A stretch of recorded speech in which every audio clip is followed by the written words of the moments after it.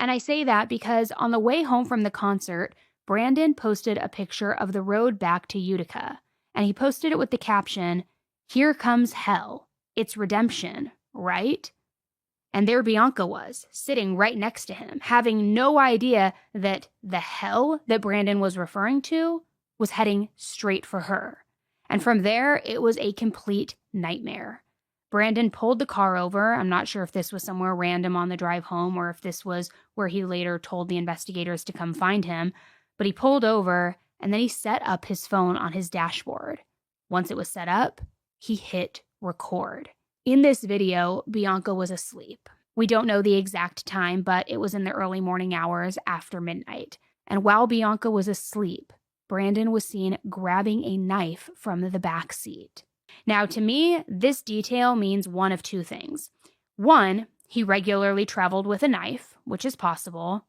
Or two, he brought the knife specifically to kill Bianca, which would mean that he had been planning to murder her all along, even before he saw the kiss with Alex. And you know what? I guess you could throw a third option in there just for good measure. Maybe he brought the knife with him because he was planning on pursuing Bianca and wanted the knife. Maybe he was going to assault her. We don't know. But the point is, he grabbed this knife from the back seat and then he carefully moved the knife to his side, not wanting Bianca to wake up and see what was in his hands. Not before he could interrogate her and get some answers from her. And then once the knife was hidden on his side, farthest away from Bianca, he woke her up. She looked around. She was very confused because they weren't at her house. They had just pulled over on the side of the road. They weren't even driving at this point, right? And that's when Brandon confronted her. The investigators noted that Brandon began asking her about the kiss, stating he saw her and Alex kissing. And apparently in this video, Bianca didn't really seem fazed. She apologized, but reminded him they weren't together. They definitely weren't exclusive, which was very valid, but it infuriated Brandon.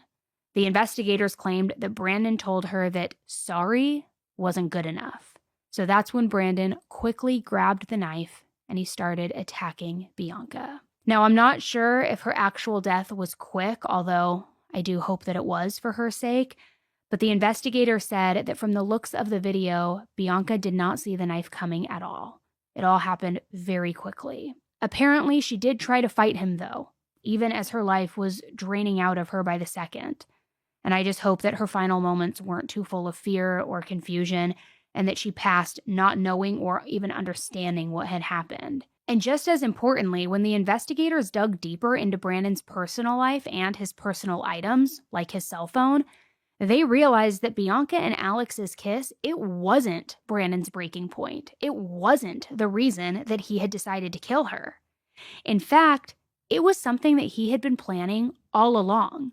Hence why he had that murder weapon just ready to go. Get this. 2 days before Bianca's murder, Brandon made a very weird checklist in his notes app on his phone. This was of everything that he needed to stage the perfect murder-suicide type plan. Some of the notes included setting up his Bluetooth speaker, going live on Instagram, and also picking out what the last song would be. I mean, this is some seriously sick and twisted stuff. The only problem was that the day before Bianca's murder, Brandon was still Googling ways to kill.